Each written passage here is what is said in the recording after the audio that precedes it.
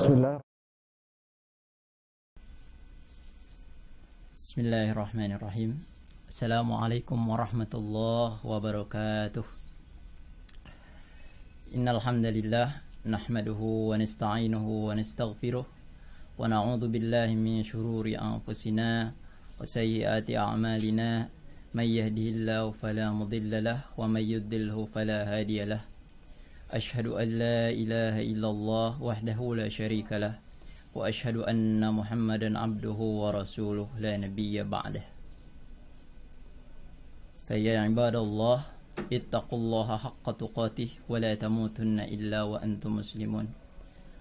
A'udzu billahi minasy syaithanir rajim. Bismillahirrahmanirrahim. Ya ayyuhalladzina amanu ittaqullaha haqqa tuqatih wa la tamutunna illa wa antum muslimun. Wa qala an-nabiy sallallahu alaihi wasallam ittaqillaha haitsuma kunta wa atbi'is sayyi'atal hasanata tamhuha wa khaliqin nasa bi khuluqin hasanin. Hadirin pemirsa MK Channel yang dirahmati Allah Subhanahu wa taala. Puji dan syukur marilah kita panjatkan kehadirat Allah Subhanahu wa taala karena limpahan karunia dan nikmat dari Allah Subhanahu wa taala. Allah Subhanahu wa taala karuniakan kepada kita nikmat yang begitu besar, yakni nikmat iman dan Islam yang Allah Subhanahu wa taala tancapkan di dalam dada kita. Semoga nikmat keimanan dan keislaman yang Allah Subhanahu wa taala berikan kepada kita semuanya, Allah Subhanahu wa taala senantiasa jaga hingga Allah Subhanahu wa taala memanggil kita ke hadapannya. Salawat beserta salam kita haturkan kepada Nabi kita Nabi Muhammad sallallahu alaihi wasallam, keluarganya, sahabatnya, dan kita sebagai umatnya yang senantiasa mengikuti setiap langkah dan jejak-jejak dari sunnahnya. Semoga kelak di hari kiamat kita mendapat syafaat dari beliau. Amin ya Allah ya Rabbal Alamin. Hadirin pemirsa MK Channel yang dirahmati Allah Subhanahu wa ta'ala. Allah Subhanahu wa ta'ala ciptakan kita sebagai makhluk yang begitu mulia. Kita manusia oleh Allah Subhanahu wa ta'ala dijadikan sebagai ahsani taqwim, dikisahkan atau disebutkan di dalam Al-Quran, laqad khalaqnal insana fi ahsani taqwim, bahwasannya kita sebagai manusia telah diciptakan oleh Allah Subhanahu wa ta'ala dengan sebaik-baik penciptaan. Anggota tubuh yang Allah Subhanahu wa ta'ala karuniakan kepada kita sebagai manusia sungguh luar biasa. Dan di dalam anggota tubuh itu kita bisa melaksanakan aktivitas-aktivitas kita atas karunia Allah Subhanahu wa ta'ala kepada kita. Allah Subhanahu wa ta'ala karuniakan kepada kita mata, sehingga dengan mata itu kita bisa melihat ciptaan Allah Subhanahu wa ta'ala. Allah Subhanahu wa ta'ala berikan kepada kita kedua telinga, sehingga dengan kedua telinga tersebut kita bisa mendengar apa-apa yang ada di sekeliling kita. Pun begitu pula Allah Subhanahu wa ta'ala karuniakan kepada kita sebagai manusia anggota tubuh yang lainnya, kulit, mulut, tangan, kedua kaki, dan semuanya Allah Subhanahu wa ta'ala karuniakan kepada kita manusia. Dan kelak di hari kiamat kita akan dimintai pertanggungjawaban oleh Allah Subhanahu wa ta'ala atas nikmat-nikmat tersebut. Hadirin, Allah Subhanahu wa ta'ala memberikan kepada kita manusia sebuah anggota tubuh, yang mana anggota tubuh itu memiliki peranan yang sangat penting bagi kehidupan manusia. Apakah anggota tubuh tersebut? Anggota tubuh tersebut itu dinamakan dengan hati. Setiap kita mungkin sudah mengenal apa yang dinamakan dengan hati. Sebuah istilah yang memang sudah begitu populer di kalangan kita. Hati di dalam istilah ada kalanya disebut dengan qalbun atau fuadun atau sadrun. Kadang pula disebut dengan lubbun. Hati memiliki posisi yang sangat penting di dalam kehidupan manusia. Bagaimana tidak? Hati yang dimiliki oleh manusia, dia bisa menggerakkan anggota tubuhnya yang disupiri, yang dimotori oleh hati tersebut.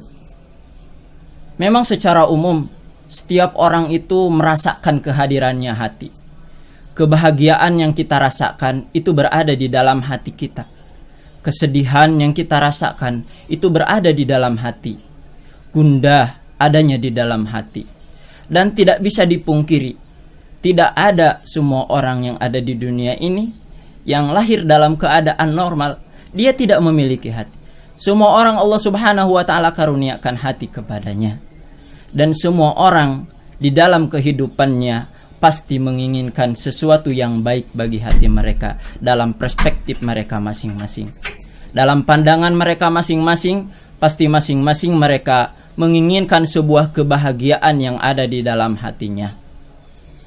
Semua orang dari semua kalangan, baik dari golongan orang yang kaya ataupun orang miskin, orang tua ataupun orang muda, anak-anak ataupun orang yang sudah tua renta pun, pasti mereka menginginkan kebahagiaan di dalam hatinya.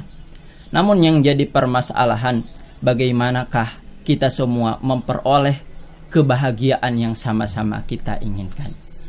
Hadirin jamaah MQ Channel yang dirahmati Allah Subhanahu wa ta'ala, posisi hati menurut para ulama itu memang begitu penting di dalam kehidupan kita. Hati itu diibaratkan seorang raja, yakni para ulama mengatakan bahwasanya hati itu laksana raja, dan anggota tubuh yang lainnya adalah diumpamakan sebagai rakyat dan prajurit dari sang raja tersebut. Makanya ketika sang raja mengucapkan sebuah perintah, maka seluruh anggota tubuhnya akan mengikuti perintah raja tersebut. Bahkan Rasulullah Shallallahu Alaihi Wasallam di dalam hadisnya yang diriwayatkan dari Abdullah An-Nu'man bin Bishr yang diriwayatkan oleh Imam Bukhari dan Muslim, bersabda, "Ala inna fil jasadi mudghah, idza saluhat saluha jasadu kulluhu, wa idza fasadat fasada jasadu kulluhu, ala wahya al-qalb." Ketahuilah bahwasanya di dalam diri seseorang itu ada segumpal daging, ada mudghah, segumpal daging. Idza saluhat saluha jasadu kulluhu. Apabila segumpal daging itu baik, saluha jasadu kulluhu, maka seluruh anggota tubuhnya akan baik. Wa idza fasadat fasada jasadu kulluhu. Dan apabila segumpal daging itu busuk, maka seluruh anggota tubuhnya pun akan jelek, buruk. Ala wahya al-qalb. Maka ketahuilah bahwasanya segumpal daging itu adalah al-qalbu, hati. Manakala hati kita baik, maka akan digambarkan oleh anggota tubuh kita yang melakukan hal-hal yang baik. Akan tergambar oleh lisan kita yang senantiasa mengeluarkan kata-kata yang baik. Akan tergambar dalam kaki langkah kita dan tangan kita untuk bergerak melakukan hal-hal yang baik. Itu semua bersumber dari hati yang baik. Saking berharganya hati di dalam tubuh kita, di dalam jasad kita. Hadirin, hati itu dijadikan oleh Allah Subhanahu wa ta'ala juga sebagai tempat jatuhnya pandangan Allah Subhanahu wa ta'ala kepada hambanya. yakni Allah Subhanahu wa ta'ala tidak menjatuhkan pandangannya kepada harta yang dimiliki oleh seseorang manusia. Begitu pula Allah Subhanahu wa ta'ala tidak menjadikan pandangannya itu dijatuhkan oleh Allah Subhanahu wa ta'ala kepada orang yang memiliki kedudukan tinggi, kedudukan orang yang terhormat di kalangan manusia.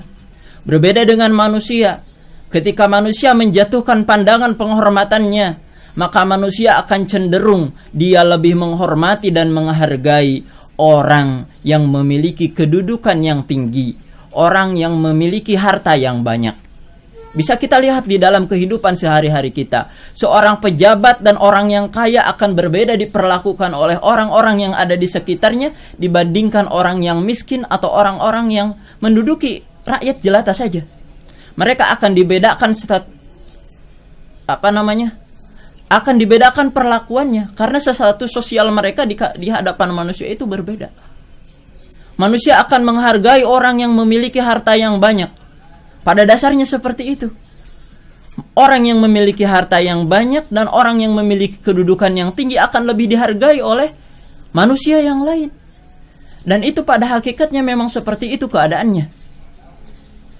Tetapi hadirin, berbeda dengan Allah Subhanahu wa ta'ala. Ketika Allah Subhanahu wa ta'ala menjatuhkan pandangannya kepada hambanya, maka Allah Subhanahu wa ta'ala tidak akan melihat dari jasad mereka, apakah jasad mereka itu ganteng atau jelek. Begitu pula Allah Subhanahu wa ta'ala akan tidak akan melihat dari apanya? Dari harta atau kedudukannya. Makanya di dalam hadis Rasulullah sallallahu alaihi wasallam menjelaskan, "Innallaha la yanzuru ila ajsamikum wala ila suwarikum walakin yanzuru ila qulubikum." Dalam riwayat yang lain dikatakan walakin yanzuru ila qulubikum wa a'malikum. Sesungguhnya Allah Subhanahu wa ta'ala tidak melihat kalian itu dari jasad kalian. Dalam artian orang yang ganteng atau orang yang jelek misalnya. Mohon maaf ya. Allah itu tidak melihat seberapa ganteng kita atau seberapa kurang ganteng kita. Wala ila suwarikum, begitukah Allah Subhanahu wa ta'ala tidak melihat dari paras kita ya. Walakin yanzuru ila qulubikum. Tetapi Allah Subhanahu wa ta'ala melihat kepada kita, menjatuhkan pandangan kepada hambanya itu tergantung hati mereka. Apakah hati mereka terpaut kepada Allah Subhanahu wa ta'ala ataukah tidak? Wa a'malikum. Begitu pula Allah Subhanahu wa ta'ala menjatuhkan pandangan kepada orang yang memiliki amalan-amalan yang baik. Wa ma umiru illa liya'budullaha mukhlishina lahud-din hunafa. Di dalam Al-Mutaffifin dikatakan seperti itu, bahwasanya kita tidak diperintahkan oleh Allah Subhanahu wa ta'ala kecuali untuk menyembah Allah Subhanahu wa ta'ala dengan ikhlas, mukhlishina lahud-din. Begitulah ikhlas yang terdapat di dalam hati itu menjadi sesuatu yang menjadi syarat diterimanya amal kita di hadapan Allah Subhanahu wa ta'ala. Tanpa keikhlasan yang ada di dalam hati kita, mengharapkan keridhaan Allah Subhanahu wa ta'ala di dalam hati kita, maka kebaikan-kebaikan yang kita lakukan itu tidak akan bernilai di hadapan Allah Subhanahu wa ta'ala. Kebaikan yang dilakukan oleh seseorang meskipun dia beramal yang dilihat oleh orang banyak itu merupakan sebuah amalan yang besar, tetapi ternyata di dalam hatinya ada kebusukan, bahwasanya amal yang dia lakukan, kebaikan yang dia lakukan itu tidak semata-mata mengharapkan keridhaan Allah Subhanahu wa ta'ala, bahkan sebaliknya, kebaikan yang ia lakukan, sedekah yang ia berikan, nasihat yang ia berikan hanya semata-mata ingin mendapatkan pandangan dari sesama manusianya, hanya ingin mendapatkan pujian dari sesama manusia, maka amalan tersebut tidak akan diterima oleh Allah Subhanahu wa ta'ala. Begitu pula Allah Subhanahu wa ta'ala menjatuhkan pandangannya yakni terhadap hati seseorang dan amal seseorang. Wa qul i'malu, di dalam Al-Qur'an dikatakan seperti itu. I'malu, beramalah kalian, atau udkhulul jannata bima kuntum ta'malun. Masuklah kalian ke surga Allah Subhanahu wa ta'ala bima kuntum ta'malun, tersebab amal yang kalian lakukan. Salat yang kita lakukan itu merupakan amal. Zakat yang kita lakukan itu merupakan amal. Sedekah yang kita lakukan itu amal. Kebaikan-kebaikan yang kita lakukan itu merupakan amal. Begitu pula orang yang senantiasa menjaga dirinya dengan melafalkan ayat-ayat suci Al-Quran, itu merupakan bagian dari amal. Maka orang yang memiliki banyak amal yang disertai dengan hati yang baik, yakni ikhlas, amal tersebut didasarkan keimanan dan mengharapkan keridhaan Allah Subhanahu wa ta'ala, maka itu adalah orang yang dinilai oleh Allah Subhanahu wa ta'ala menjadi orang yang Allah Subhanahu wa ta'ala jatuhkan pandangan kepada mereka, yakni orang yang beramal dengan ikhlas. Hadirin jemaah MQ Channel yang dirahmati Allah Subhanahu wa ta'ala, di dalam masalah hati ini, para sahabat Nabi radhiyallahu anhu membagi keadaan hati itu menjadi 4 macam. Demikian hal tersebut seperti disebutkan di dalam sebuah riwayat yang sahih dari Hudzaifah bin Al-Yaman dalam Musnad Imam Ahmad, bahwasanya diriwayatkan hati itu memiliki 4 macam.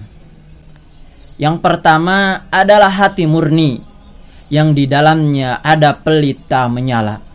Itulah hati yang dimiliki oleh orang mukmin. Golongan hati yang pertama yang dimiliki oleh orang mukmin adalah hati yang murni, yang di dalamnya ada pelita yang menyala. Dan pelita yang menyala itu adalah keimanan.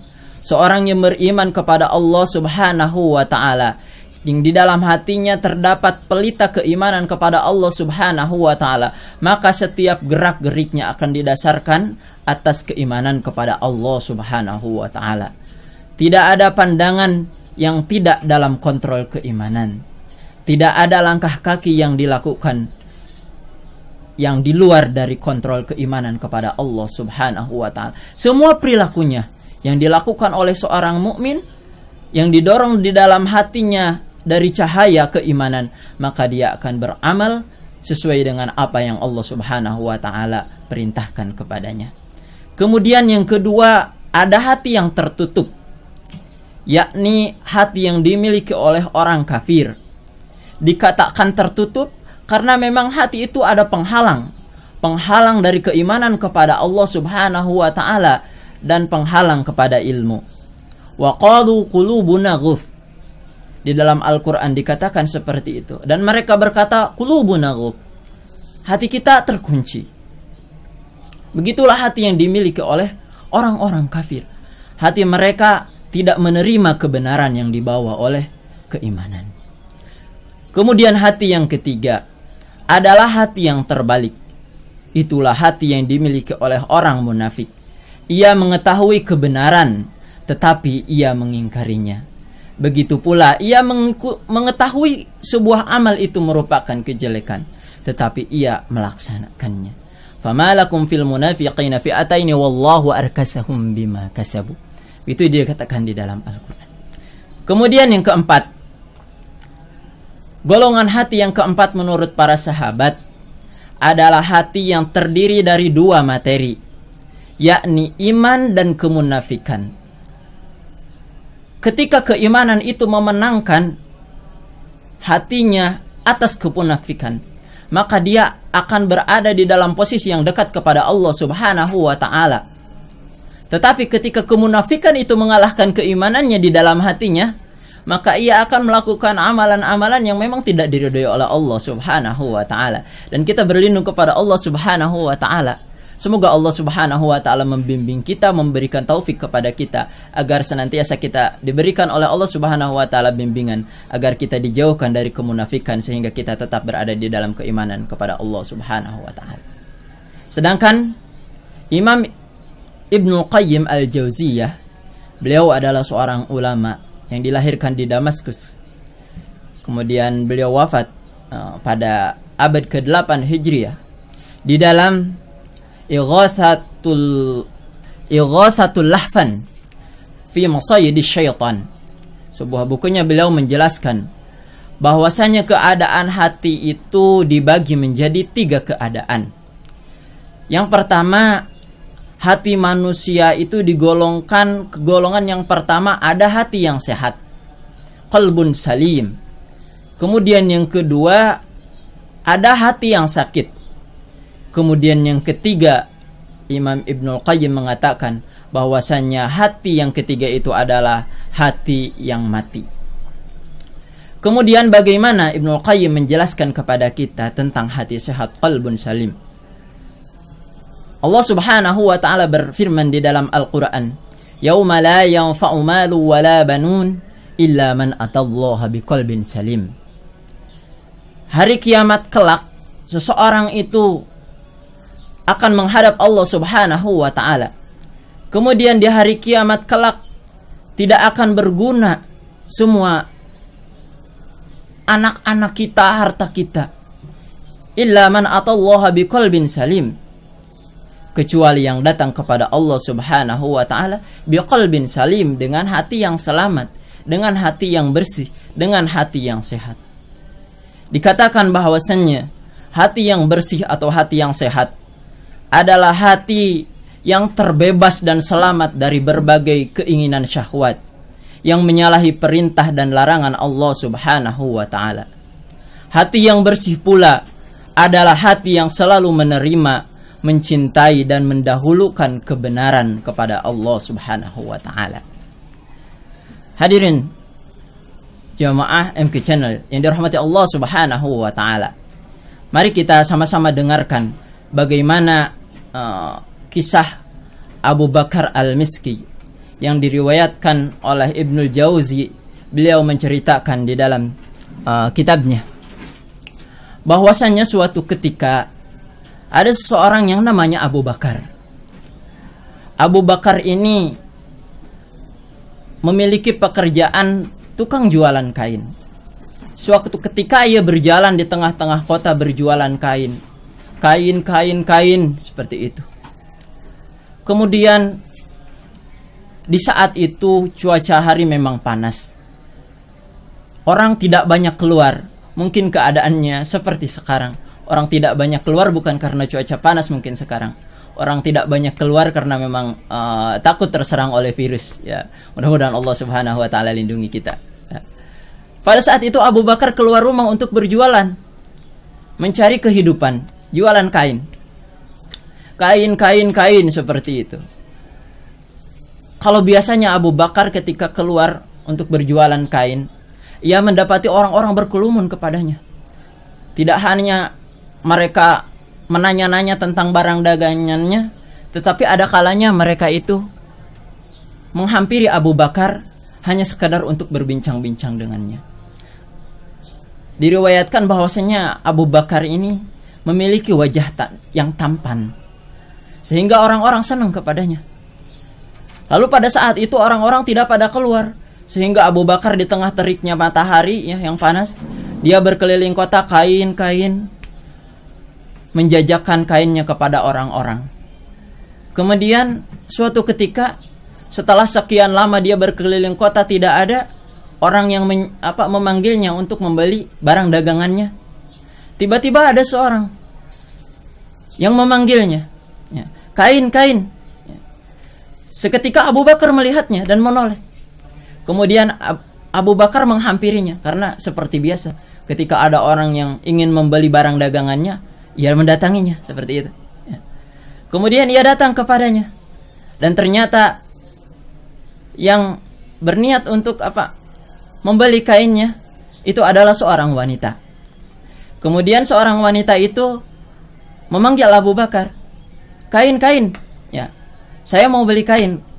Kemudian Abu Bakar menghampiri ke rumahnya yang terdapat di sebuah gang. Kemudian wanita itu memasukinya dan Abu Bakar itu menunggu di luar. Kemudian sekian lama ternyata wanita itu tidak keluar. Kemudian Abu Bakar menghampirinya ke dekat pintunya. Lalu setelah itu wanita itu datang menghampiri Abu Bakar. Kemudian membuka pintunya. Kemudian setelah itu menyuruh Abu Bakar untuk duduk. Dan Abu Bakar tidak ada kecurigaan apa-apa. Karena apa? Karena setiap pelanggan ya memang biasanya seperti itu. Lalu apa yang dilakukan oleh wanita tersebut? Ternyata wanita tersebut tidak berniat untuk membeli kainnya. Apa yang dilakukannya? Kemudian dia berkata kepada Abu Bakar untuk untuk mengajak Abu Bakar melakukan sesuatu yang memang dilarang oleh Allah Subhanahu wa ta'ala, yakni perbuatan yang keji. Kemudian Abu Bakar merasa takut, sehingga ia merasa gemeteran. Kemudian dia menolaknya. Abu Bakar menolak ajakan dari wanita tersebut karena ia takut kepada Allah Subhanahu wa ta'ala. Hal ini mirip yang terjadi kepada Nabiullah Yusuf alaihi salam. Ya. Kurang lebih seperti itu. Kemudian apa yang selanjutnya terjadi? Ketika Abu Bakar menolak apa yang diajak oleh wanita tersebut, kemudian apa? Wanita tersebut mengancam, "Wahai Abu Bakar, ya, kalau engkau menolak ajakan yang aku ajak kepadamu, aku akan berteriak kepada semua orang bahwasanya engkau telah memaksa aku untuk melakukan perbuatan yang dilarang oleh agama." Maka Abu Bakar saat itu berada di dalam kebingungan yang nyata. Kemudian bagaimanapun keadaannya, dia mencari cara bagaimana untuk menghindar dari jeratan syaitan ini. Kemudian Abu Bakar berkata, baiklah kalau seperti itu. Izinkan aku terlebih dahulu untuk memasuki WC, ya, kamar mandi. Aku akan mandi terlebih dahulu supaya nanti badanku berada di dalam keadaan bersih. Begitu senangnya wanita tersebut, apa yang menjadi keinginannya akan dilayani oleh Abu Bakar tersebut. Kemudian Abu Bakar tersebut masuk ke dalam kamar mandi. Di dalam kamar mandi ia merenung bagaimana dia supaya bisa terjerat, bagaimana supaya dia bisa terlepas dari jeratan wanita tersebut. Kemudian sesuatu hal yang memang di luar nalar pikiran orang banyak, apa yang dilakukan oleh Abu Bakar. Kemudian yang ia lakukan adalah apa? Yang ia lakukan adalah melumuri seluruh tubuhnya dengan kotoran yang ada di tempat itu. Kemudian ia keluar. Ketika keluar, wanita tersebut merasa kaget dan jijik. Kemudian langsung mengusir Abu Bakar tersebut. Pergi kamu orang gila. Ya, gitu. Kemudian Abu Bakar begitu senangnya menghadapi hal tersebut, kemudian ia lari membawa barang dagangannya. Maka sejak saat itu diriwayatkan bahwasanya Abu Bakar al-Miski, ya, digerai al-Misk, yakni bau tubuhnya itu setelah peristiwa itu mengeluarkan aroma kasturi. Begitulah ketika seseorang meninggalkan perintah, meninggalkan larangan Allah Subhanahu wa taala karena Allah, meninggalkan maksiat karena Allah Subhanahu wa taala, maka Allah Subhanahu wa taala akan menggantinya dengan sesuatu yang memang lebih baik. Maka hadirin jemaah MQ Channel yang dirahmati Allah Subhanahu wa taala, jangan ragu kita untuk meninggalkan apa-apa yang Allah Subhanahu wa taala larang kepada kita. Walaupun pada hakikatnya terkadang larangan Allah Subhanahu wa taala itu merupakan sesuatu yang memang banyak disukai oleh sebagian manusia. Tetapi niatkan karena Allah Subhanahu wa taala. Ketika suatu perbuatan itu dilarang oleh Allah Subhanahu wa taala, diharamkan oleh Allah Subhanahu wa taala, maka niatkan karena Allah Subhanahu wa taala, kita tinggalkan hal tersebut. Ketika pekerjaan yang kita lakukan itu diharamkan oleh Allah Subhanahu wa taala, maka tinggalkan pekerjaan itu. Niscaya Allah Subhanahu wa taala akan ganti dengan pekerjaan yang lebih baik yang diridhoi oleh Allah Subhanahu wa taala. Niatkan hal tersebut karena Allah Subhanahu wa taala. Kemudian hadirin, posisi hati yang kedua atau keadaan hati yang kedua adalah ada hati yang mati. Bagaimana hati yang mati ini? Ibnu Athaillah As-Sakandari mengatakan bahwasanya tanda hati seseorang itu sudah mati adalah adamul huzni ala ma fataka minal muwafaqat wa tarkin nadami ala ma fa'alathu min wujudiz zallat. Dari tanda-tanda hati seseorang itu sudah mati adalah bahwasannya ia tidak merasa sedih ketika ia meninggalkan ketaatan kepada Allah Subhanahu wa taala, dan ia tidak menyesal ketika melakukan kesalahan dan dosa kepada Allah Subhanahu wa taala. Begitulah tolak ukur hati kita, apakah masih hidup atau sudah mati. Ketika hati kita mati, maka indikatornya adalah ketika kita meninggalkan ketaatan kepada Allah Subhanahu wa taala, tidak ada kesedihan, tidak ada penyesalan di dalam diri kita. Padahal Allah Subhanahu wa taala telah wajibkan kepada manusia untuk beribadah kepada Allah Subhanahu wa taala. Kewajiban-kewajiban yang Allah Subhanahu wa taala wajibkan kepada kita sebagai hambanya telah jelas. Ketika kewajiban-kewajiban yang Allah Subhanahu wa taala berikan kepada hambanya kita tinggalkan. Suatu ketika misal kita meninggalkan kewajiban sholat, tetapi di dalam hati kita tidak ada penyesalan bahwasanya kita telah meninggalkan sholat tersebut.